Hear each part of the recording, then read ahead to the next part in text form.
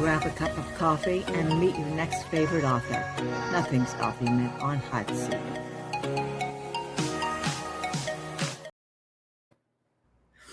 Good afternoon. We're welcoming today Susan Lee, and this is Sarah Andre and Lark Brennan, hosts. And we both read See You at the Sunset, which releases on August 11th. And we found it thoroughly delightful. So do you have the cover? Can you show us the cover and tell us about your book? I am so sorry. The cover is not sitting here with me. Was I supposed to bring one? No, that's okay. No, that's fine. The book is about Jia Chung, and she is kind of a free spirit. She just got terminated from her job, and this is not the first time. So her parents are fed up. They're saying, come back to Florida. We're going to help you find a new job. She's absolutely not. So she flees to Palm Springs to live with her grandmother, Mimi, in a senior community called Sunset Hills. And across the street, a new young guy is moving his grandfather in. And when she gets a look at his face, she realizes she had an anonymous one-night stand with him just a couple weeks earlier. And then when she meets him, his name is Henry Shin, and he's the name on the termination paperwork that she had from being fired from her job. And they're stuck spending the summer together in the heat of the desert with a bunch of meddling octogenarians. And love blooms in the desert, and they meet at the sunset. I love the premise, the fact that he is the reason she is fired. Here, by the way, it's in black and white, but here you go. Thank you. You're welcome. All right. So our first question is, now you do a really great job. She is free-spirited. She eclectic dresser and has very strict kind of helicopter parents, if you will. And he is very buttoned up, very emotionally guarded. Who are you most like? I would say, so I come out of corporate America. I'm a full-time writer. When I was in corporate America, I was the rule follower. I just believed that I knew what the end game was always going to be, and I was working hard towards that. So I was definitely more like Henry. Now that I'm a full-time writer and, I kind of work at my own pace and at my own schedule, I think I'm a lot more like Gia. And I love that in the course of our lives, we can always change and grow and become new versions of ourselves. So I really loved exploring both sides of their personalities. Nice. I love it. And I love the metaphor of the luggage that, by losing her luggage on a plane trip, she just becomes a completely different person. Yeah, she used to be very obsessed with how she presented herself because it was really the only thing she felt she could control. And when she loses her luggage, basically she's shopping out of her grandmother's closet and is dressing in muumuus all day, and has kind of lost that grip on hiding behind the outfits and just really the finding identity. herself. Yeah, and then finding herself anew. Yeah. Oh, I thought that was fabulous. Well done.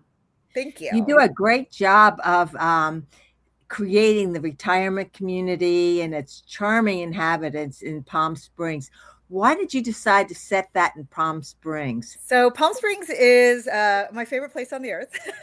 And ever since we were young, I live in San Diego, so it's about a 2-hour drive. And ever since I was young, my dad would bring us here in the summers, always at the hottest point of the summer, because it was the cheapest and it was the least crowded because everyone leaves. Half of the businesses are closed because it's just too hot. And my dad's like, well, it's cheap. We'll just sit in the pool all day. And so I just have always come to the Palm Springs in the summers. I'm here right now, actually, on vacation right before my book launches. And it always imprinted on me. And there's just a lovely community of older people here. And I just think they're living their best lives. And it brings me a lot of joy. It's kind of a retro location. I was there a few years ago. Yes. And that was one of those moments where I felt like I've been dropped back in the 50s. Yeah, well, it's known for the Liberace house, and Frank Sinatra used to hang out here, and Frank it's Sinatra, modern, and it's it's got that whole history. It's very much not gentrifying, but becoming more modern now, which breaks my heart a little bit. And this actually, writing "See You at the Sunset" is an ode to preserving still some of the quiet, really lovely moments of Palm Springs, Yeah, and so I love kind of the dichotomy of there's great places to eat here now and really lovely places to go out and get a cup of coffee, but there is still, they managed to preserve, they still have the Marilyn Monroe statue, and I love just even the kitschiness of it all. It's just a fun place to be. I really enjoy Yeah. it. Yeah. I was there in 2019 for a Deepak Chopra conference, and I Oh my remember, gosh. yeah, it'd been a long time. I used to spend some time there in the 90s, but you're right. It's just like old school, Yeah, old charm. Yeah. love it. So now, what is So your writing process? Okay, so I was not an early reader, or had I ever studied to be a writer. As I mentioned, I used to work in corporate America, and I kind of fell upon romance novels as I got into my 20s and 30s. And I think I just had noticed that there wasn't a lot of representation in romance at the time, and I wanted to see stories both for young adults and adults where girls who look like me and grew up like me could be the heroine and can find love. And so I am not kind of the most disciplined writer. I don't lean heavily on, what part of craft should I be thinking about right now?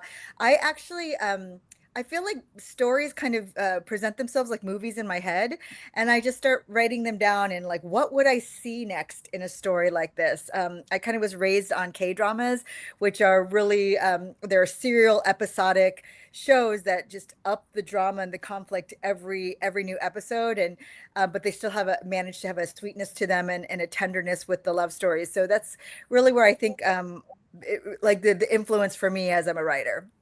Right. You write and then the story really evolves in your edits, or you do very few edits, like just spelling corrections? I mean, it's interesting, kind of in the middle. So I'm a pretty clean drafter. So when I draft, it doesn't need a lot of fixing, but I'm also a very lean drafter. So I never really have a full book when I turn it into my editor. Hmm. I have Hmm. a concept of a book, and sometimes a chapter will be empty, and I'm like, I think this happens here, but I'm not emotionally ready to go there yet, and so and then she'll send it back and say, fine, write that. Let me know when you're ready to write that chapter. So I think I build. I'm more of a builder when it comes to editing than I am cleaning it up. So it's a very lean draft. I build on it. I usually have a good 20, 25,000 extra words that are added in that editing period. But I don't do a lot of changing. And I feel like, I don't know how I landed on that kind of process, but it works for me. That's great. No, we've done the same thing. We are critique partners of 20 years, Oh, and we'll just put sex scene here and yeah, then just go on. Just like, exactly. we're not ready for it. Yes, not ready. Yeah, you have to be in a certain mind frame for certain things, whether it's the, I always am ready for the meet cute, but I'm not always ready for the grand gesture. I'm not always ready for the emotional, like, like conversation with the mother, or, any Sure. like confrontation. I'm not always ready for that. So Yeah, sometimes I have to put it aside and wait till it hits me. yeah. and Excellent. sometimes you have to know your characters to know how they would actually behave in that That's situation. exactly it. And Yeah.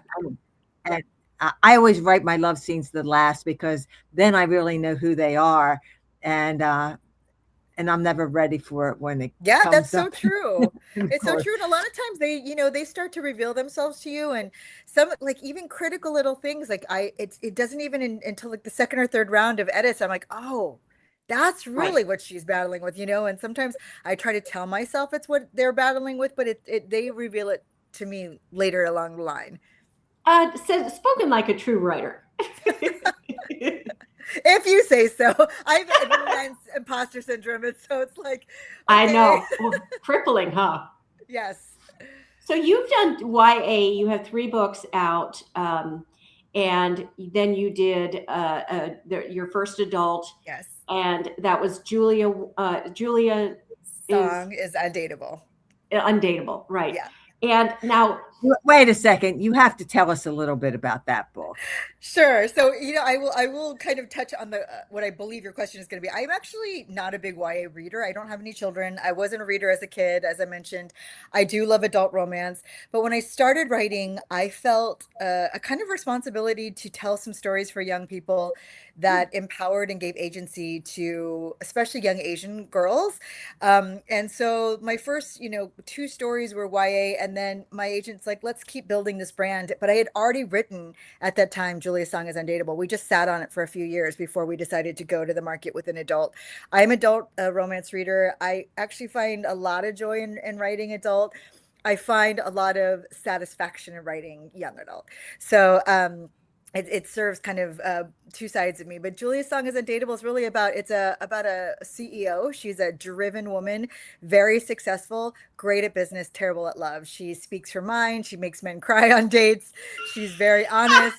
And she turns 30, and her parents, this is a very Korean thing. You come home for someone's birthday and they're like, oh, you're not married yet. Or, it's like you are never successful enough until you've kind of marked off these to-do lists. And it's really like an introspective romance where you're asking who made up these like checklists of what success means for a woman, and why are we still going by these, and why is it so crippling? And so she talks to her neighbor, childhood neighbor, and he is, his brother's very successful engineer, and he is unemployed and living in his parents' basement helping his dad get through cancer treatment. And it is really kind of like trying to flip on its head expectations of people in their 20s and 30s, expectations of women versus men, kind of a power dynamic where she's the one who makes the money and has the title and he doesn't, and how do they each deal with that, and the fact that he's a good dater and she's not. She thinks she's undateable, and he helps her practice on dating for these men that her parents are setting her up with, and they ultimately realize that they fall in love with each other. So, Susan, I'm totally going and buying it after this show. And that sounds so cute. I think it's so funny. I really love it. It's very, very, very rooted in reality. As zany as it sounds, it is. I think I would say a typical Korean family, but from what I've met readers, a typical immigrant family, and also sometimes just a typical family of women, children. It's like there's a lot to explore, but it's a lot of fun. Oh, that's fabulous! I love it. I think it's kind of across the board. I mean, a lot of parents. My mother was, when are you going to buy a house? Oh yeah. I mean, and it didn't matter what else I did. When are you going to buy a house? And I think there's different cultures and different kinds of families have a different standard for when you are an adult or when you've made it. And that feels like it's a lot of fun book. So Pardon? My father was he was an immigrant and a very hard worker, and I kind of hit really a pinnacle for my career. I was in the C-suite of my company as a chief human resources officer, and my dad was very proud of me, and he passed. And then when I wanted to become a writer, it was during COVID, and I had decided to give up my entire career and start over as a writer when I first got my first publishing deal. And the one thing I always say is, my dad would have never allowed me to do that, but the way he lived his life gave me the courage to do it, because he had left his country. He was an engineer and came and became a mechanic. It's like he did everything. He made a lot of sacrifices to live the life he wanted to live for his family as well. And I think it would have disappointed him if he was alive when I gave up my career, but I want him to know in passing that he lived the life that gave me the courage to do it. Like, I just never would have done it if I had never seen it, my father having done it too. So I love this. And the fact that he did it so fearlessly. Yes. And you are now too. Yes. I mean, and so when you talk about kind of like generational differences and cultural differences, I mean, even today, post-COVID, where younger people are becoming digital nomads and all of these different things, I think I want to challenge the notion of there was one way to be raised and one way to be successful and one way that we all end up being like, oh, you're married with children. And I want us to be able to say that's right for some and not right for others. And no one person should apologize, because I used to always say, oh yeah, I don't have kids, and I was like, why do I have to feel like I'm the one who needs to explain it, And so I like to challenge the notion that we all get to determine our path. We get to pivot if we need to, and that's okay. So yeah, and it's your version of success. The end. Yes. Yeah, fabulous. Or the now journey. Let's talk about your tour, because I looked it up just before this program. You are crisscrossing the United States every single day I starting on know. the 11th. So you're going to New York City, to Miami, Florida, to Dallas, Texas, to someplace in Utah, and it just goes on and on and on. Yes, Have you yes. ever done a tour before? I did. This is so I've been very fortunate. I have pretty supportive publishers who, and some people I think they just do better in person than potentially like just on the bookshelves. And so this will be my third major tour. It's the first time that I'm doing kind of a full 2 weeks of tour. I'm very lucky. I have a lot of author friends who are so great and saying, "Yeah, we're there. We'll be your in conversation partner. Let's do this together." And it's actually really fun to travel with your friends. So that's really lovely. And I love to meet readers. But I like to surprise people. I think like people don't really know what to expect from authors until they meet them. And I feel like being able to tell my whys of the stories that I tell, saying that in person is much more, has made a bigger impact than me just typing it on a social media post saying this Sure, is why I sure. write the books that I do. So I'm very lucky. I'm actually quite an introvert, and I am a little bit socially, I have a lot of social anxiety. So it is like the buildup is often hard to get myself to really be pumped up about it. But I'm never regret after I'm done. I'm always just so Oh, grateful that I good, get that opportunity. So. good, good, Well, good. I'm sorry you're not coming to Houston. Oh, me too. I'll be in Dallas, but not Houston. That's a long way It's a from lot. Houston. People don't understand how big Texas I is. know. I That's the same with California. I'm like, oh yeah, those aren't close at all. So, when you do these tours, you said you were in conversation. So, who are some of your friends that you're going to be in Oh conversation with? gosh, I feel honored and really proud to have some of the best bestsellers in romance today as friends and mentors.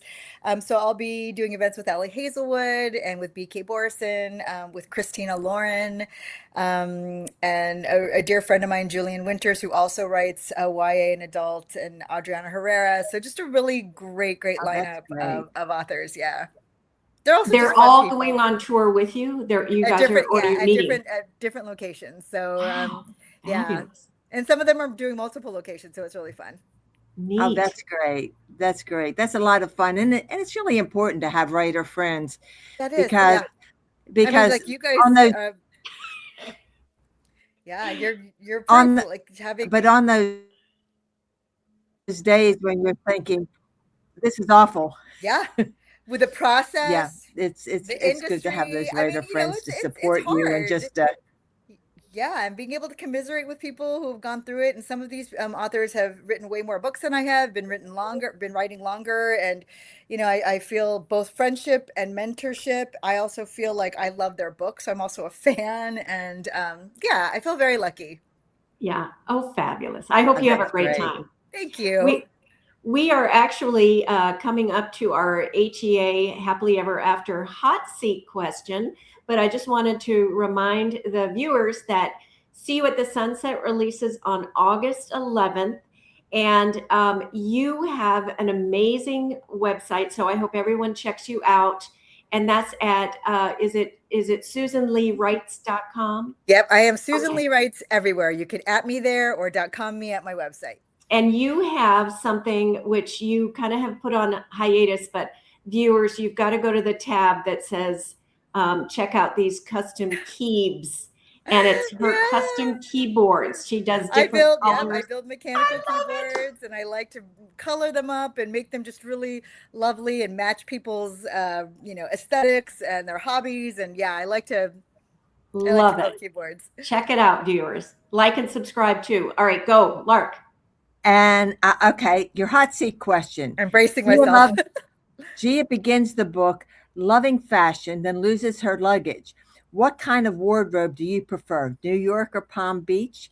And which of her outfits would you wear? Oh gosh, I am very much a New York dresser. I don't like color or like prints at all. But I have been newly introduced to muumuus, and I just have to tell you, the fact that I don't have to wear any shapewear underneath, that it's so breezy. I mean, I'm a little, if I could find a black and white muumuu, I mean, that's probably like a priest cloak or something. But yeah, like I'm a black and white girly, but I love the free flow of a muumuu. All right Great. then. There you Well, have thank it. you so much for joining us. so And lovely. all of Thank your you. links are in the show notes. So if anybody's looking to find you, they can go to the show notes and everything is there. Thank you so much. Thanks, Thank you, Susan. Good luck on Susan. the tour. Thanks. Okay.